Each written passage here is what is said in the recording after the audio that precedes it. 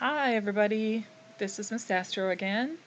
I'm going to show you how to do boom cards this week. This is an online thing that you can do these cards for learning.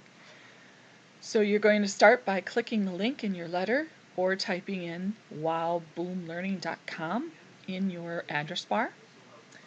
And you do not need to do any of this stuff here. This looks like a lot of stuff and signing in and all that. You don't have to do any of that. All you have to do is hit fast play. And it says you need a pin from your teacher. Well, guess what? I'm going to give you the pin. It's E, K, X, U, F. Once you have the pin in, you hit play.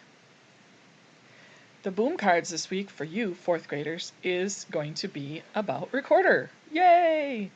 So it says, what note am I playing? And it's showing the middle finger on the top with no thumb. And if you remember, if you have your recorder with you and you do that note, you remember that is the high D, and it will tell you it's correct. Then it's the same note, it's that high D, but it wants you to find it on the staff. So you need to use your Every Good Boy Does Fine or your face to find that note.